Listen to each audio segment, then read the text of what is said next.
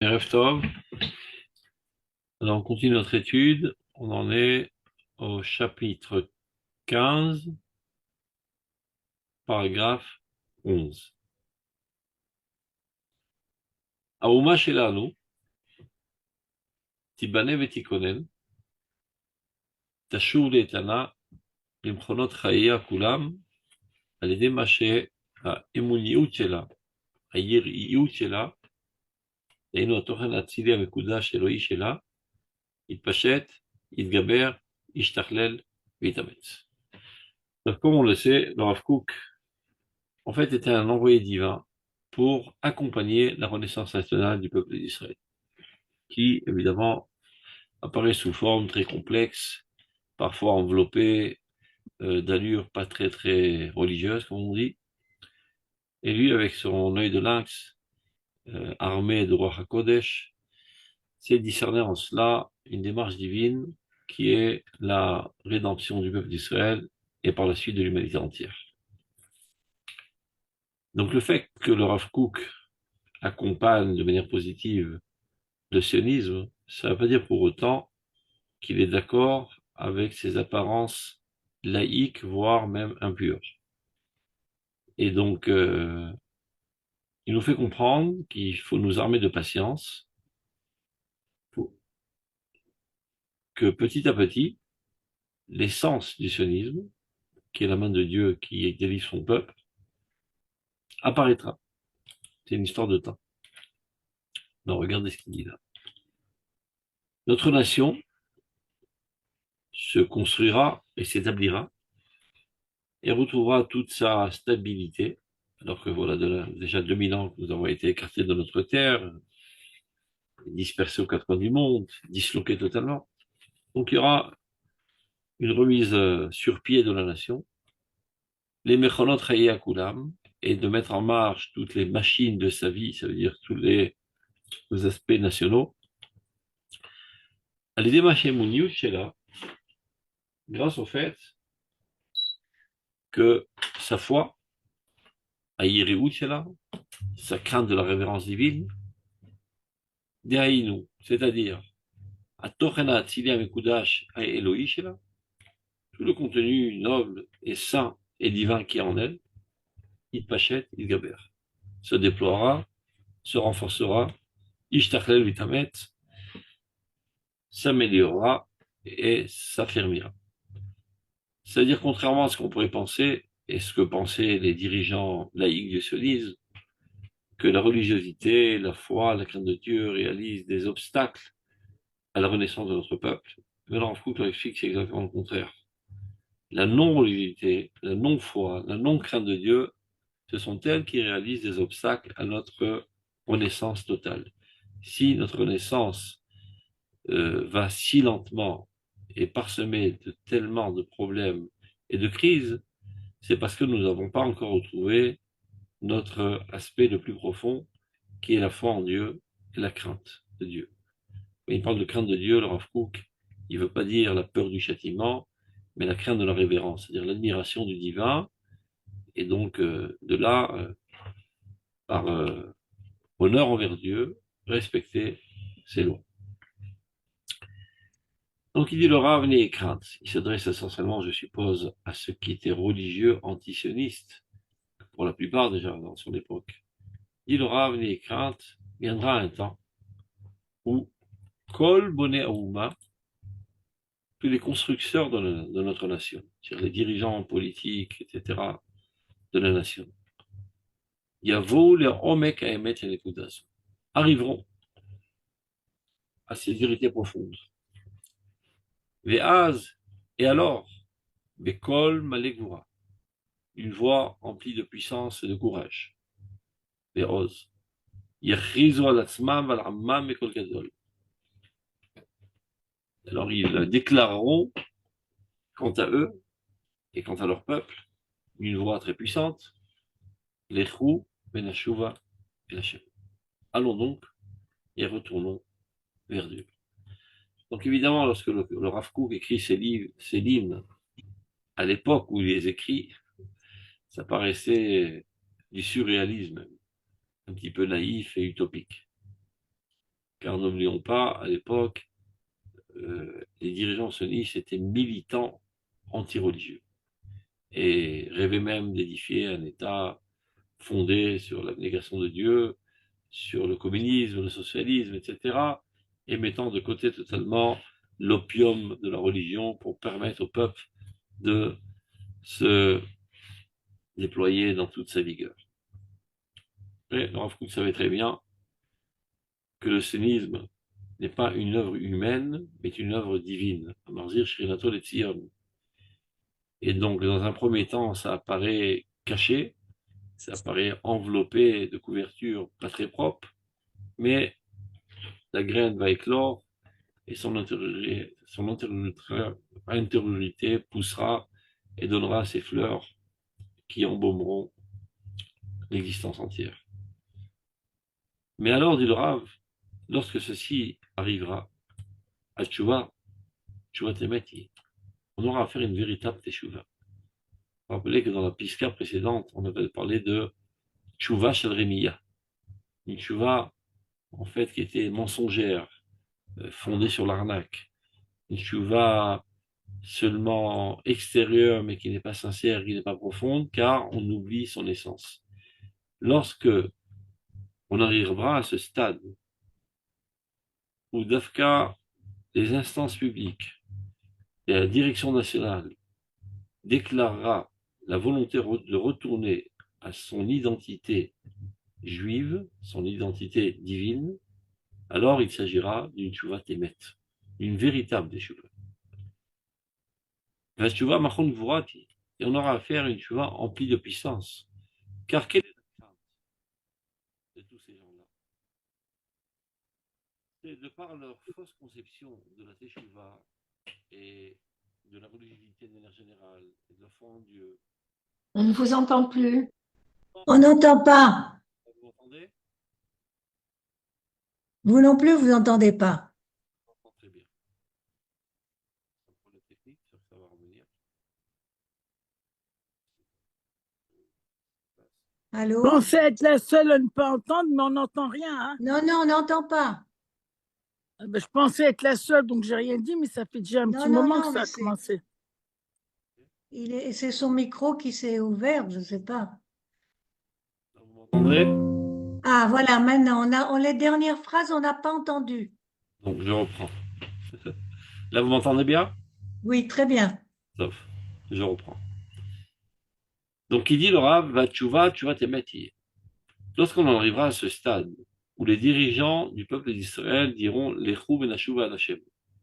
Il a écrit ça il y a plus de 100 ans, et comme je disais, ça paraissait totalement utopique, naïf et surréaliste. Mais il savait très bien que ce mouvement de retour à Eretz Israël n'est pas hasardeux, c'est une volonté du peuple d'Israël de retourner en fait à Dieu, puisque Eretz Israël est la terre de Dieu. Mais avec toutes les complications de l'exil et les eaux impures qu'ils ont bu des civilisations environnantes dans lesquelles ils vivaient, ça a un petit peu troublé les esprits, et donc ça les a écartés de leur identité juive authentique. Mais au fur et à mesure, en revenant en Eretz Israël, qui est la terre de Dieu, eh ben, le peuple d'Israël subira, on va dire, un remède divin qui les guérira. Comme il est dit dans Yecheskel Medvav, Zarak Yalechem Mem Teorim Utartem. Je déverserai sur vous des eaux purificatrices et vous serez purifiés.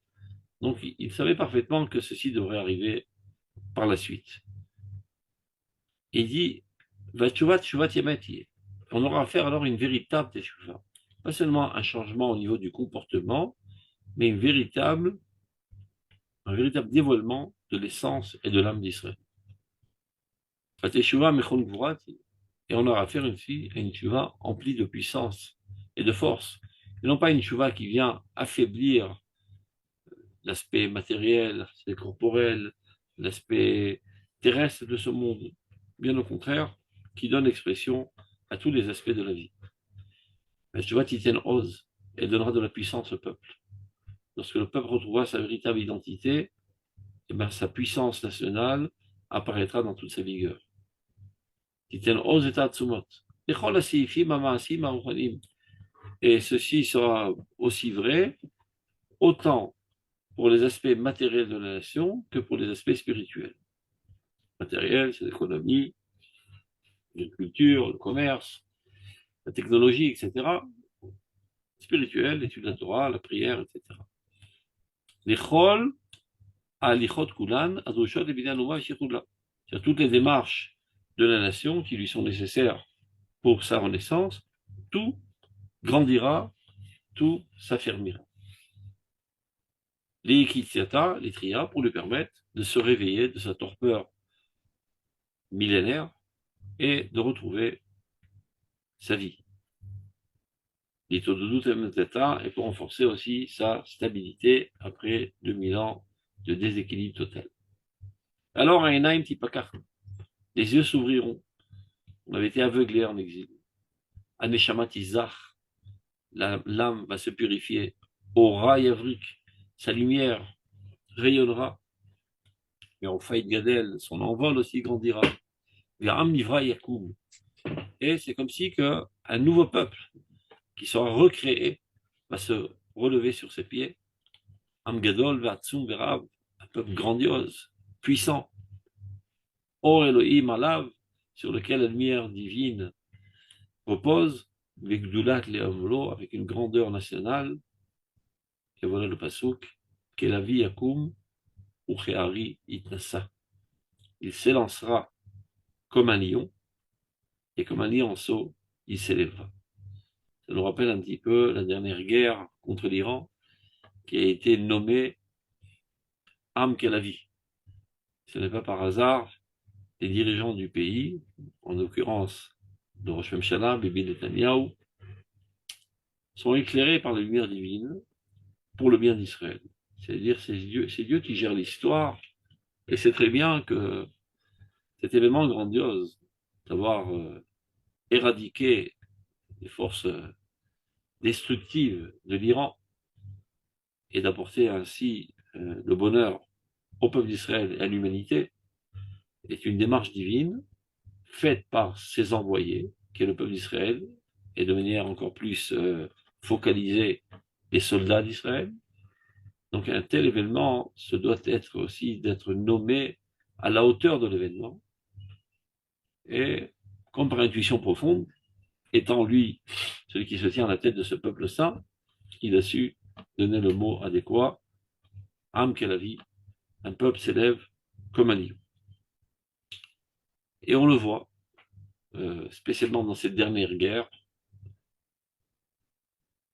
une montée en flèche de l'identité juive, une montée en flèche de la tendance nationale, qui avait été troublée, estompée pendant quelques décennies, et le peuple était emprisonné dans des conceptions totalement idiotes qui ont amené finalement à la catastrophe du 7 octobre de Simchat Torah, qui est une conséquence de cet emprisonnement conceptionnel, mais qui est aussi une cause qui va permettre au peuple d'Israël de s'éveiller de sa torpeur et de retrouver ses forces les plus grandioses et de mettre de l'ordre dans le monde. Car ne n'oublions pas, le rôle du peuple d'Israël est d'amener l'humanité entière à sa finalité, qui est la connaissance de Dieu, c'est-à-dire fonder la société humaine sur les normes de la morale divine. Donc la première des choses à faire, c'est d'abord et avant tout d'éradiquer le mal.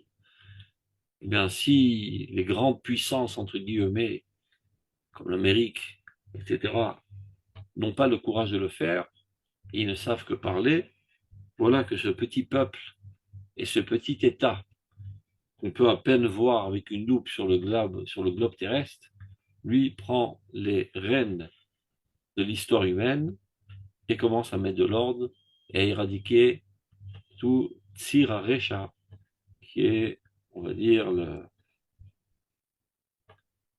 la reine du mal, avec tous ces tentacules que nous sommes en train de faire voilà déjà 2 ans. À ce moment même, nos enfants, nos frères sont en train de combattre sur le champ de bataille à Gaza pour exterminer les derniers résidus du mal mondial. Que la vie Yakum ou Itnassa. C'est ça que nous sommes en train de vivre actuellement. C'est un événement historique, c'est un événement biblique. Encore parmi nous, des faiblards qui ne comprennent pas la grandeur et l'envergure de l'événement et qui tentent d'affaiblir le moral de nos soldats avec toutes sortes de discours affaiblissants, démoralisants, mais ils ne réalisent qu'une toute petite minorité qui s'est bien créée dans les micros car ils détiennent depuis bien longtemps ces systèmes, mais ils ne sont pas du tout représentants de la grosse masse du peuple d'Israël qui, Baruch Hashem, soutient totalement cette démarche d'éradiquer le mal à tout prix. Donc, on continue. Là, on rentre dans le dernier paragraphe du chapitre 15 qui va traiter de la littérature. Le Rav Kook avait un point faible pour la littérature. C'est-à-dire qu'il comprenait l'importance radicale de la littérature. À son époque, il n'y avait pas Internet, etc. L'outil essentiel pour véhiculer des pensées, c'était la littérature. D'ailleurs, jusqu'à présent, bien qu'on a l'impression que l'Internet a remplacé la littérature, ce n'est pas vrai. Les imprimeurs racontent que on imprime encore énormément de livres en Eretz Israël, et il y a une grande demande, et il y a un achat constant de livres. Donc la littérature est un outil très très important. À son époque, malheureusement, la totalité des écrivains étaient déjà totalement écartés du judaïsme et qui voyaient dans le judaïsme une entrave à la Renaissance nationale. Et donc, ils ont écrit énormément d'œuvres littéraires qui avaient comme but d'éradiquer totalement tout soupçon de foi, de crainte de Dieu et de judaïsme. Par, évidemment, élan idéaliste selon leur compréhension obscure. Donc, dans pas mal d'endroits, le Rav Kook dit nous devons nous servir exactement du même outil.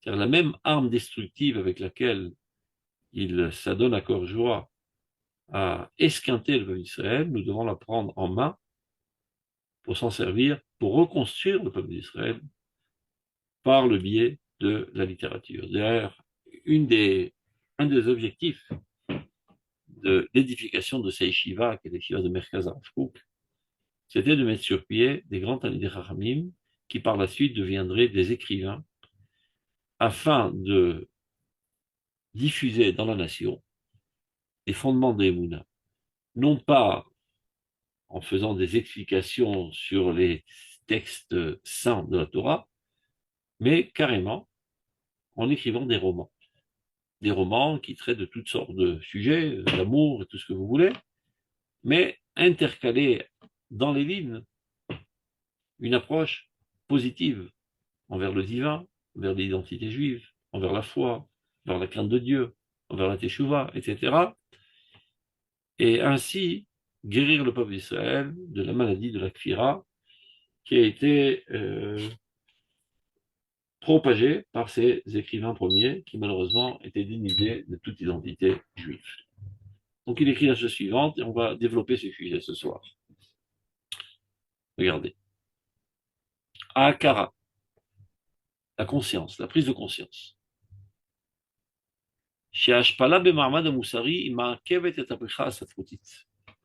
Que la chute morale empêche le fleurissement littéraire. Ceci est un sentiment proprement juif, Israël. Les goïms ne comprennent pas la nécessité de la pureté de l'écrivain pour pouvoir écrire. Quel rapport? Je peux avoir un don littéraire tout en étant une canaille, une crapule. C'est pas ce qui va m'empêcher de vendre mes livres. Je trouverai toujours des lecteurs. Et bien, le peuple d'Israël prétend que pour oser tenir une plume en main et commencer à écrire, il faut d'abord et avant tout, avant de tremper sa plume dans l'encre et commencer à écrire, te tremper toi-même dans la mikvé. Métaphoriquement, évidemment. Ça veut dire baigner totalement dans une atmosphère de pureté, de sainteté. Car C'est quoi, à vrai dire, l'art? C'est l'expression de l'intériorité. Mais là, ça se voit l'intériorité de qui? Lorsque tu écris, ben, tu prétends être le porte-parole du peuple dans lequel tu vis. Mais sais-tu à qui tu as affaire? C'est le peuple d'Israël, le peuple saint. Comment oserais-je tenir une plume si moi je ne suis pas à la hauteur de ce peuple? Donc avant d'oser me mettre à écrire, je dois d'abord en tout me purifier intérieurement pour être à la hauteur et digne d'exprimer les fibres intérieures de l'âme d'Israël. Donc c'est ce qu'il dit là, regardez. Akara, cette conscience profonde.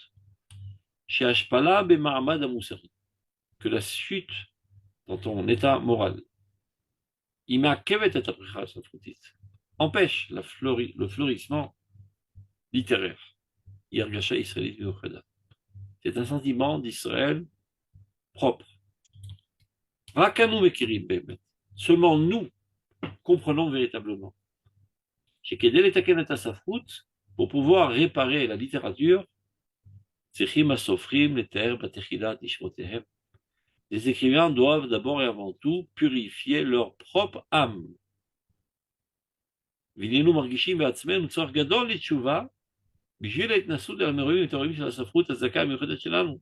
Donc de ce fait, nous ressentons en nous un grand besoin de Teshuvah pour pouvoir nous élever aux hautes sphères pures de la littérature, la plus pure qui nous est adéquate. À l'époque du Rav Kook, on peut dire que les écrivains littéraires étaient mis en piédestal. Les dirigeants du sionisme voyaient une grande importance dans la littérature. Et donc le Rav dit, si vous êtes tellement intéressé à ce que la littérature réussisse, se développe, comme dans la Pisca précédente, si vous êtes tellement intéressé que la nation réussisse cette entreprise de sa renaissance, eh bien, il faut retourner à notre source, à notre essence, à notre âme. Et donc, un des symptômes de notre résurrection, on va dire, c'est la littérature.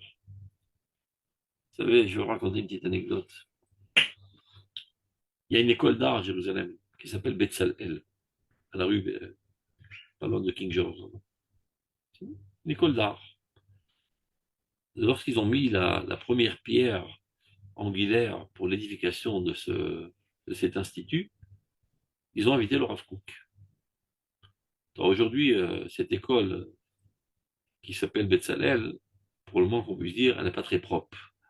Ils font toutes sortes de dessins, de nudité, etc.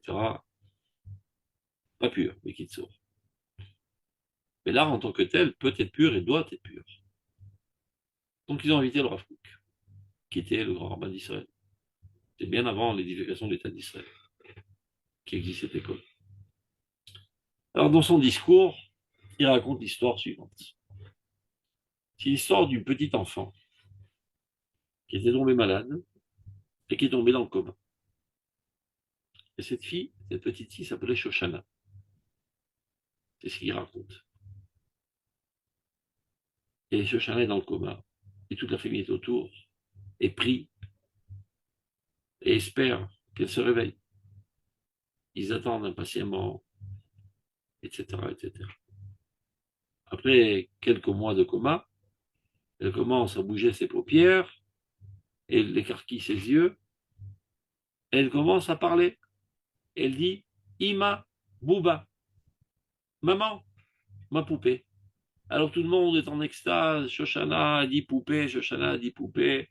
Ils étaient très très très contents.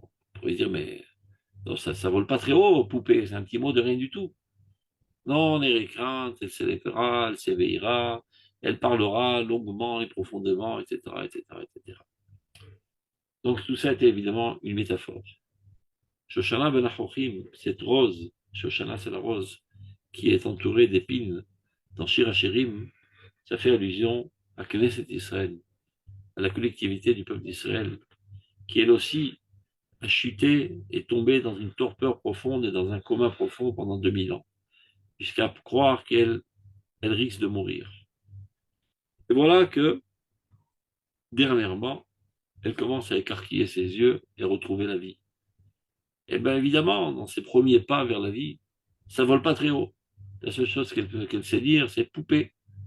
Il aura les craintes, elle s'éveillera, elle grandira, elle se déploiera, elle aura une influence universelle. Donc, le fait qu'on commence aujourd'hui des petites expressions d'art, et l'art est toujours l'expression de l'intériorité, ce sont les premiers bourgeons de notre renaissance nationale. Donc, la littérature, c'est pas quelque chose de peu important, mais ça prouve, si le peuple se remet à écrire après 2000 ans qu'il n'a pas écrit, bien qu'au début, il n'écrit pas des choses très très hautes, car les premiers écrivains, c'était au bas des pâquerettes, comme on dit, mais malgré tout, le Rav Kook était là pour encourager cette démarche, sachant que finalement, l'écriture se purifiera, car les écrivains se purifieront, car la nation se purifiera, et elle exigera des écrivains d'écrire à sa propre hauteur. Donc, Je peux dire quelque chose? oui, bien sûr, Et toujours. il y a un mouvement dans la littérature écrite où maintenant les femmes sont en maximum d'écriture. C'est vraiment un phénomène actuel. Auparavant, elles écrivaient pour leur famille ou mais sortir des livres, c'est maintenant un nombre extraordinaire de femmes. Oh, Donc, ben, c'est tout à fait adéquat. Kibina et Teran, les Nashim, les femmes ont plus d'intuition profonde qui se rapproche de la prophétie. Et en c'est fait, la la littérature, c'est une certaine forme de prophétie. prophétie. C'est d'être porte-parole de la nation. Et les femmes ont plus tendance vers l'intériorité de la vie. Donc il est bien que les femmes s'y mettent. Mais, comme dit le Rav Kook,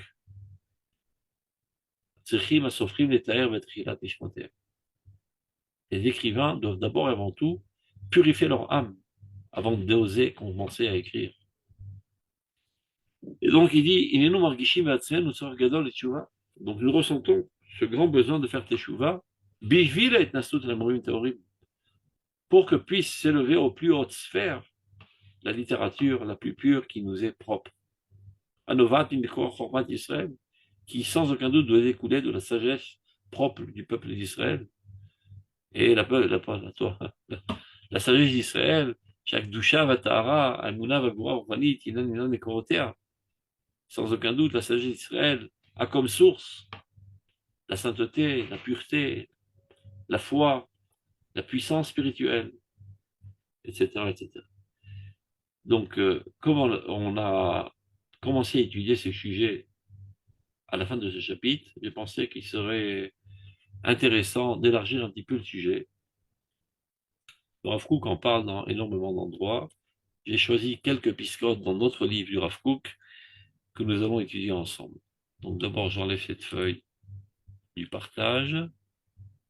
Je ne sais pas comment on fait ça, j'espère que je vais réussir. Vous voyez? Hashivut Asafrut et c'est le Maral Rav Kook. Vous voyez Très cette bien. On voit, oui.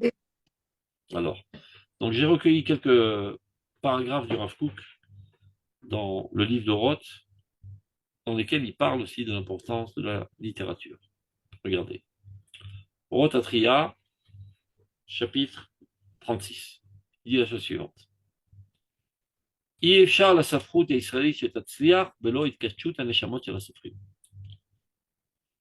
est impossible que la littérature israélienne puisse réussir sans la sanctification des âmes des écrivains. Kol Sofer, tout écrivain, chez Noamel et Taher Midotav, qui ne s'adonne pas à purifier ses vertus. Les Akeret Maasav, purifier ses actes, Vetrayonav et ses pensées. À tel point, jusqu'à ce que son monde intérieur soit empli de lumière, et que la perfection soit ressentie en lui, en étant toujours soucieux de compléter tout ce qui manque en lui, de combler ses manques, ou l'imale anava, et de s'emplir de modestie, memuzeged bigvura, qui va en harmonie totale avec une puissance de caractère. On ne parle pas d'une modestie qui vient affaiblir le caractère, mais au contraire raffermir le caractère. Et Shalvat Ruach, une paisibilité d'esprit. Donc regardez tous les critères nécessaires pour oser être un écrivain dans le peuple d'Israël, selon Rav Kook.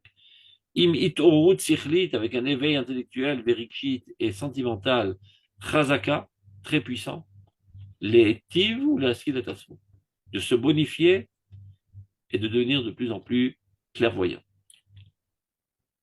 Le chefet nisgav, un désir suprême, la hamod berum atara vagdusha atzilit, de se tenir au summum de la pureté, de la sainteté la plus noble.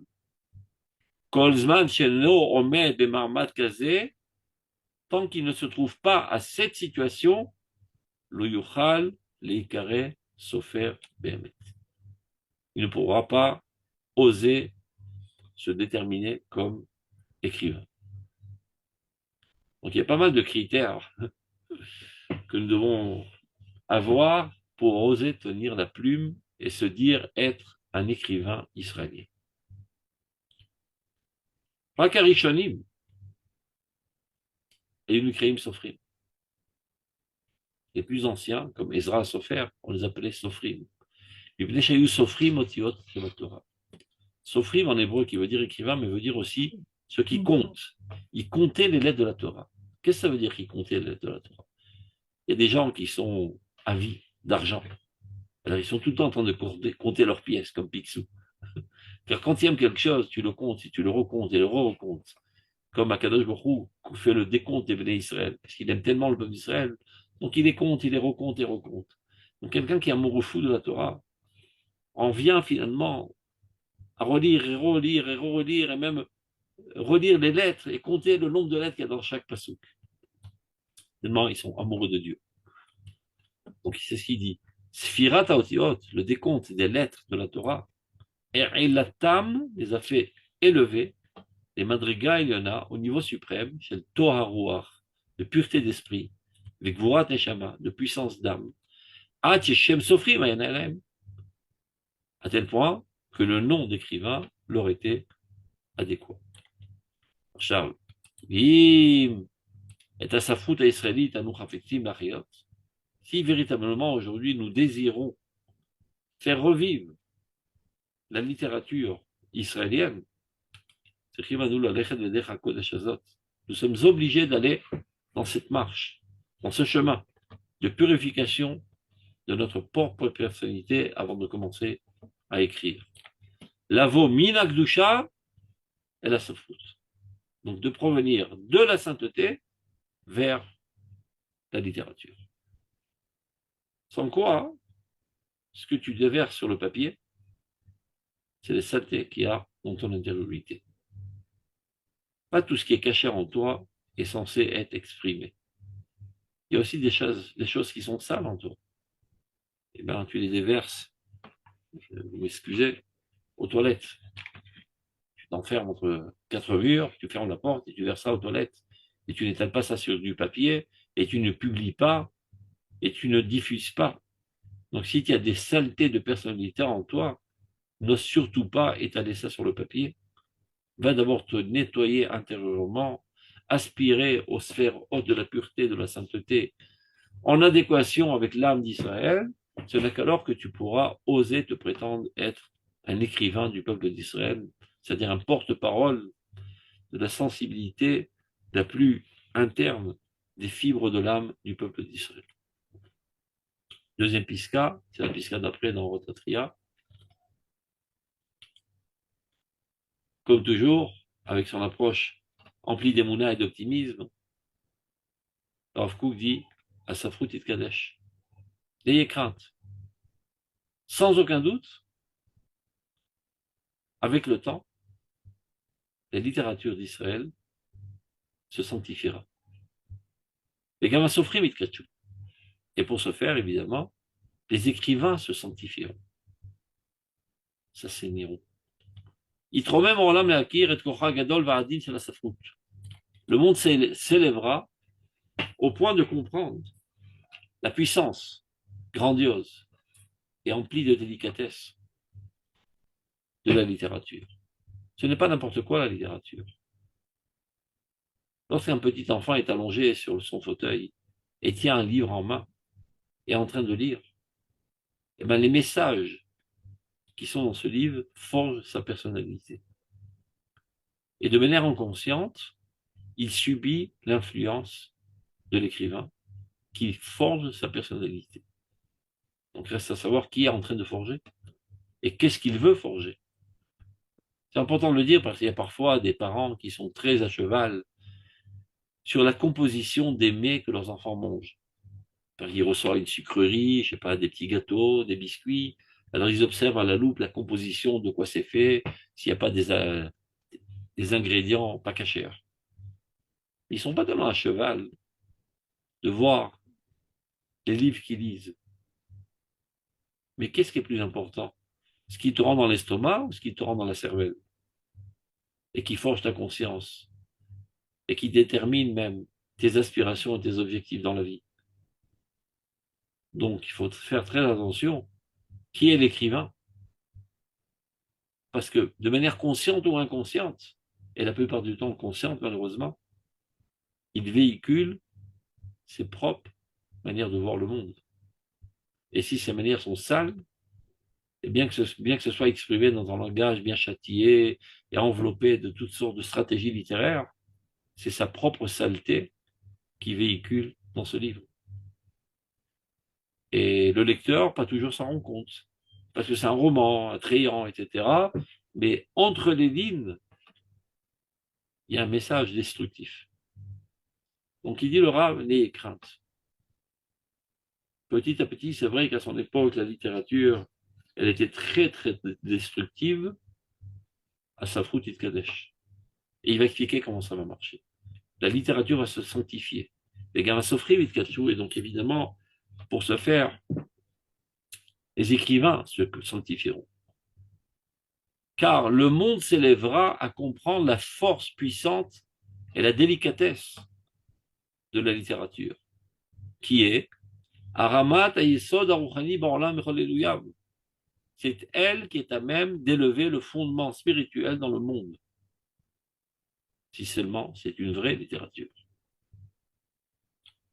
C'est-à-dire, au lieu que le héros du livre, ce soit une canaille, et on a tendance à s'identifier avec le héros du livre, eh bien, le héros du livre, c'est un idéaliste, rempli de bon cœur, rempli de justice, rempli de crainte de Dieu.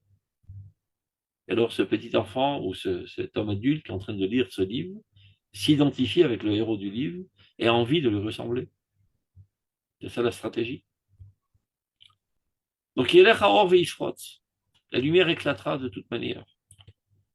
Atevira, l'exigence. Aetana titba etchela. Elle exigera son dû. La nation exigera son dû. Elle voudra une littérature à son niveau. Et qui sont ces exigeants?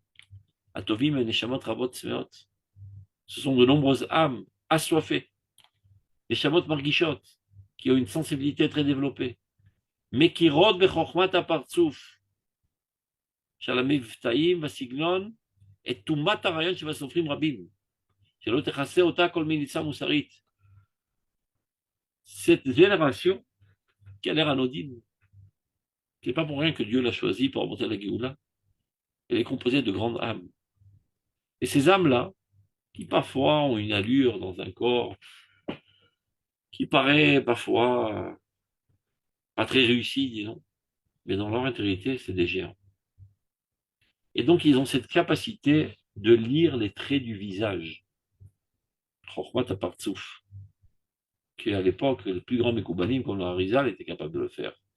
En regardant ton visage, il savait exactement ce que tu avais dans le ventre, ce que tu avais dans la tête. Ben, la génération, de manière générale, a une intuition profonde qui la rend capable de lire les traits du visage et des expressions et des styles et de l'impureté de la pensée qui se trouve dans de nombreux écrivains. Qui, elle, cette impureté, ne pourrait être cachée par toute stratégie littéraire, par toute on va dire, camouflage pseudo-moral, ou kol al-basha shirit, ou tout habillement poétique. Quand l'intériorité est sale, bien que ceci soit camouflé par un habillement poétique et littéraire, le peuple d'Israël, qui a le flair, ressentira la puanteur. Et Ruach Hatumazé, donc cet esprit d'impureté, Kechol Ruach Hatuma, comme tout autre esprit d'impureté, Ya'avor, disparaîtra du monde. Kol Risha Kashan Tichle, on dit à Rosh Hashanah. Toute la méchanceté, toute la cruauté, toute la saleté disparaîtra comme de la fumée. Yevatel Minaolam, tout cela sera annulé du monde, Vichalil Yachalof, et disparaîtra. Va Safrut Itkadesh. Et alors, la littérature se sanctifiera. L'école Sofer Yechel Adat, et Aromomud et Kodesh et Barbodato. On arrivera à une situation dans laquelle tout écrivain commencera à comprendre l'élévation et la sainteté qu'il y a dans son travail. Ce n'est pas un travail comme un autre travail. C'est une shlichut d'être Sofer. Vélo Yisbol Ito, il n'osera plus tremper sa plume, parce qu'à l'époque on écrivait en trempant la plume dans un encrier, Vélo Tarat Neshama, sans avoir auparavant purifié son âme, avec Dushat Rayon, une sainteté de pensée. Tout au moins, dit, s'il ne sera pas à ce niveau de sainteté, au moins, tout au moins, les Fachot, Takdim, Marshava, Shel Tshuva. Avant de commencer son œuvre littéraire, il devra s'asseoir un petit peu et réfléchir et faire Teshuva. Irure Teshuva, Amukim, des pensées de Teshuva profondes avant toute créativité artistique, littéraire.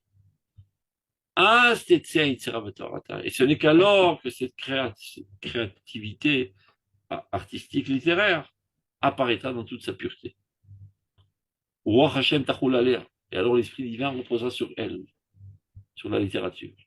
Et l'âme de tout le peuple, Tigabelba, il sera mêlé comme de la pâte.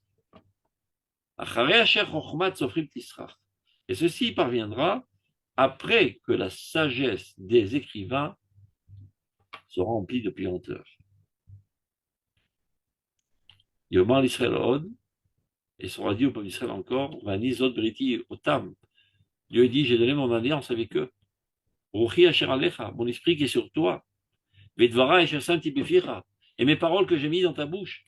Lo Yamush Mipecha, ne seront jamais écartées ni de ta bouche, ni de la bouche de ta descendance, ni de la bouche de la descendance de ta descendance. Amar Hashem Atavodalam, ainsi Dieu à Dieu pour l'éternité. Donc, cette pisca-là, on l'a déjà lu, c'était dans Rota Teshuvah. On fait la dernière, et on terminera par ça. C'est pris d'un autre livre qui s'appelle Shmonek Vatim, tome 3, paragraphe 33. Il dit la chose suivante.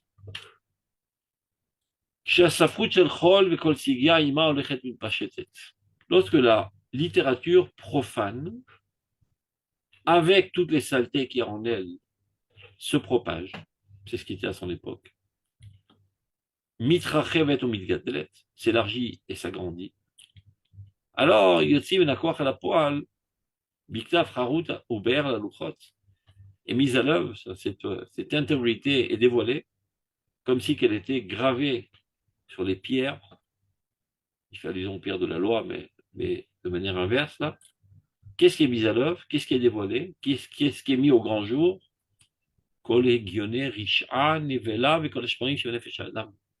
Toutes les pensées sales, obvies, et toute la lie qui se trouve dans l'âme humaine. Et lorsqu'ils sont déversés à l'extérieur, leur force s'affaiblit. Et toute la saleté qui est en eux commence maintenant à se mettre mitbarer, c'est-à-dire faire le choix entre le bien et le mal. Donc les gens commencent petit à petit à discerner cette saleté. ou baiser, et par là même, Arisha ochelet et atzma. La Risha se dévore elle-même. Ça veut dire que lorsqu'il y a une saleté qui est enfuie au plus profond de l'être, elle est effective et destructive. Lorsqu'elle est mise à l'œuvre au grand jour, alors dans un premier temps, on a comme l'impression qu'elle dévaste et qu'elle détruit, mais c'est comme ça qu'elle est en train de s'auto-détruire. Mais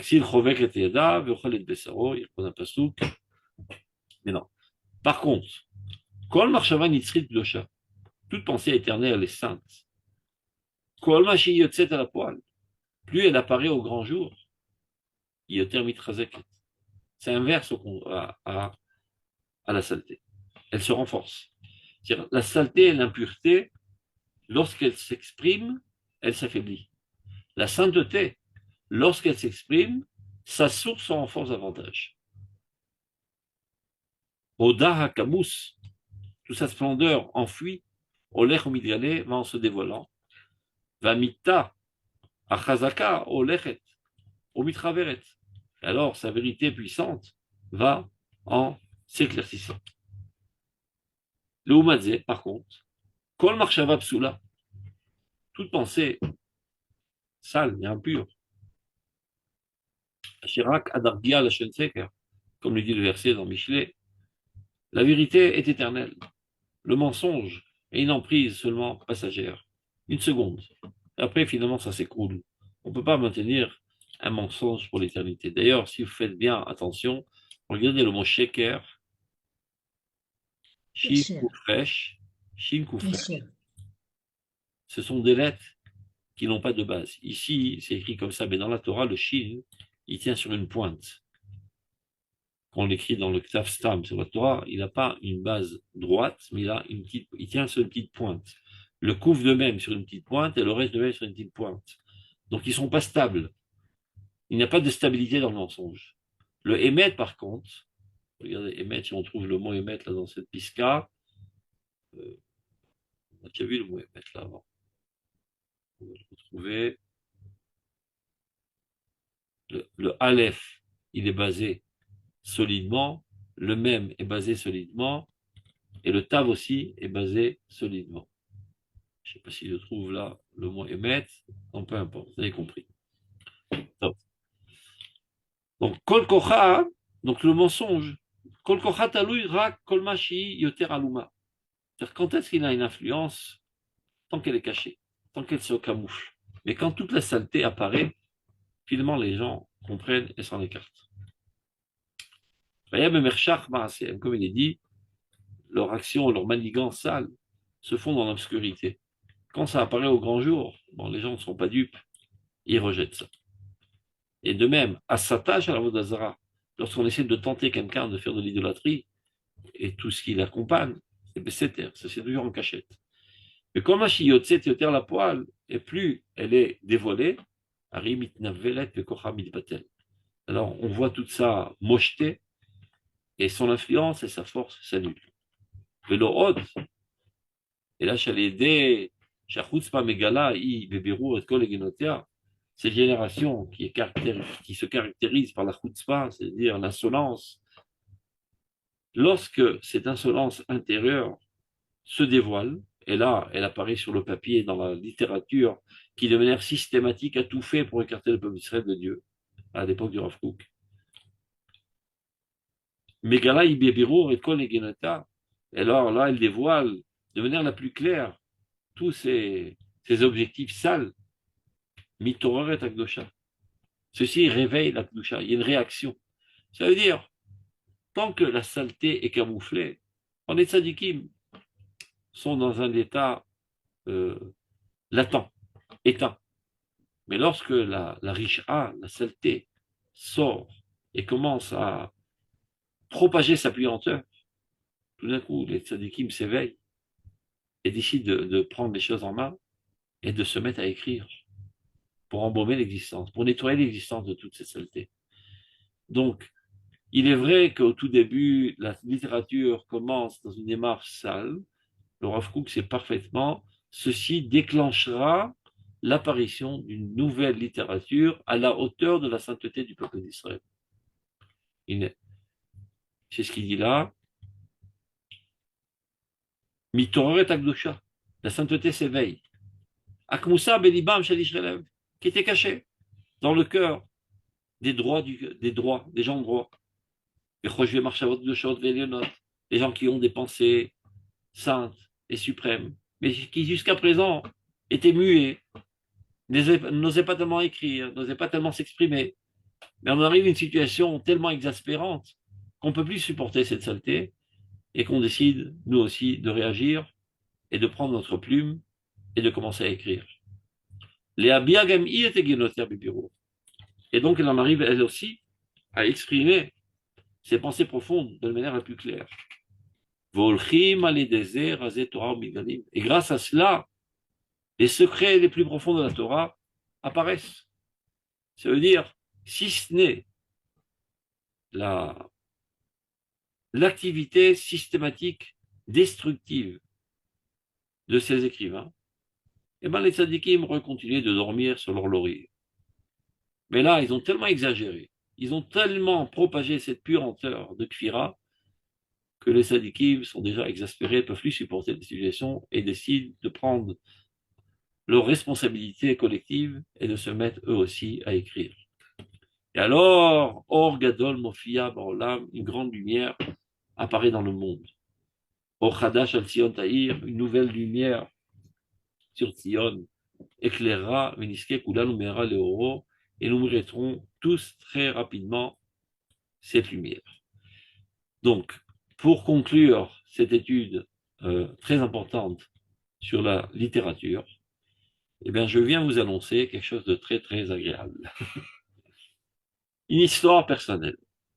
Il y a, voilà, 25 ans de ça, plus ou moins, un juif et sa femme étaient venus dans un de mes séminaires au Golan. Il habitait à l'époque en France. Il s'appelle Daniel Roski. Avec aucune intention de faire son aliyah. C'était un nouveau marié. Bon, il ne savait pas trop où aller en vacances à Pessah. Ils ont vu ma pub en France sur les séminaires que j'organise de Oz d'Israël à Pessah et à Sukkot. Il a dit à sa femme, pourquoi pas, on va aller en Israël. Donc ils ont débarqué dans mon séminaire que j'ai fait à l'époque au Golan, à Keshet. Et là, c'est la première fois de sa vie qu'il a rencontré le message du Rav Kook. Il en a été émerveillé et ébloui. Ça lui a fait une révolution totale dans toutes les conceptions de sa vie. Et déjà, sur le moment même, il décide de faire son aliyah. Et sa femme me parlait, putain, je suis bien en France, j'ai ma famille, etc., etc. Donc il retourne en France. Et ça mijote. Et la cocotte minute commence à bouillir. Après quelques années, ils font leur aliyah. Et tout ça, je ne le savais pas du tout. Moi, je parle. Quand tu parles, tu ne sais pas à qui ça tape. Shlach lachmecha, comme on dit, jette ton pain, on va voir qui nourrira finalement. Plusieurs années plus tard, un ami à moi me dit, tu sais, il y a un juif là qui est venu dans notre communauté qui s'appelle Roski, et je sais pas, il a envie d'étudier la Torah. Je lui dis, ben, pourquoi pas, je suis prêt. Donc il m'a mis, je le rencontre, il organise un cours chez lui à la maison, et c'est comme ça que je viens enseigner.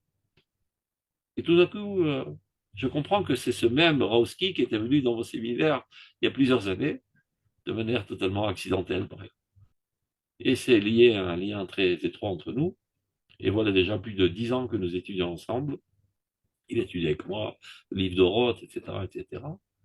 Et il y a 2 ans de cela, je ne sais pas ce qu'il lui a pris, une moustique l'a piqué, il a commencé à prendre sa plume et se mettre à écrire.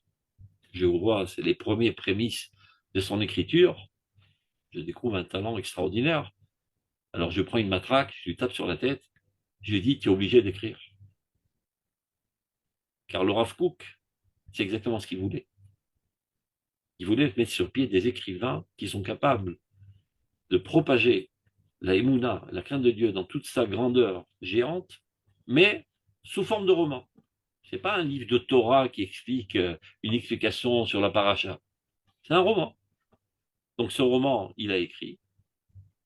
En fait, c'est plutôt plus ou moins autobiographique ce qu'il a vécu Donc tous les voyages extraordinaires que Oz Israël organise, les aventures, etc., etc. Et intercalé dans ce roman, eh ben, il écrit toutes sortes de fondements essentiels de la Emouna du peuple d'Israël. Donc, j'ai essayé de retrouver, si je peux, là, 2 secondes. Si j'ai ici. Ah ben voilà. Vous voyez ça? Vous voyez la Ah, photo? oui, oui. Je sais pas si Oui, on voit. Roski. ça s'appelle. Daniel Roski. Le livre s'appelle Aux portes de Jérusalem. Voyage dans sa Et terre, son peuple, alors, soi-même. je vous conseille fortement de le lire. C'est un roman écrit dans Vous- un style extraordinaire, mais Excusez-moi, vous pouvez répéter le nom parce que moi, je ne vois pas, je suis non-voyante. il y Donc, a marqué répétez le nom. Aux portes de Jérusalem. Merci. L'auteur, il s'appelle Daniel Roski. C'est d'ailleurs le président de la communauté de Emouna, de la synagogue du Rav Benishai Abaka, Ah, d'accord. un très bon ami. Et son livre est en vente là-bas dans la synagogue et aussi sur Amazon, etc. Vous pouvez le trouver. Et en Israël aussi. Celui qui est intéressé, qui m'envoie un WhatsApp, je lui enverrai les Vous coordonnées. savez s'il existe en audio? Je pense que c'est faisable. Aujourd'hui, Ah on peut ben, s'il le faire. existe en audio, ça m'intéresserait de le savoir. Envoyez-moi un WhatsApp et je vous mettrai en contact directement avec lui. C'est la première fois que j'écoute votre Alors, cours. Pour moi alors, aussi, c'est une révélation. alors, je vous Vraiment, j'ai beaucoup apprécié. Et merci. Blinéder, j'assisterai régulièrement. Mais par contre, je ne sais même pas à qui je dois envoyer un WhatsApp. Alors, je vous donne mon numéro de téléphone marqué. Attendez, il faut que je répète parce que j'enregistre parce que je ne vois pas. Une minute. Pas de problème. Une minute. Merci beaucoup. Excuse-moi de vous déranger. Hein. Aucun problème. Aucun problème. Il nous reste encore 1 minute. C'est bon. Voilà, 1 minute. Alors, Votre nom, s'il vous plaît? je m'appelle Yosef Ben Shushan. Rav Youssef Ben Shushan, oui. Mon numéro de téléphone, c'est le 052 052 3 3 518 518 199. 199. Alors, je peux vous appeler pour que Ouais, vous ouais. donnez mes Envoyez-moi un coordonnées.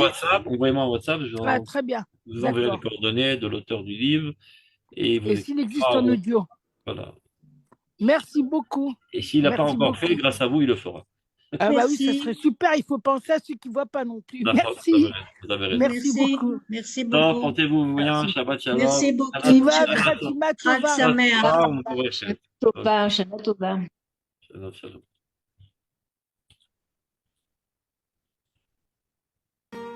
Merci d'avoir visionné cette vidéo. Je vous invite à vous abonner à notre chaîne InMode pour plus de replays, de conférences, de cours, d'interviews. Cliquez sur le bouton juste ici et vous êtes abonné à l'InMode. À très bientôt.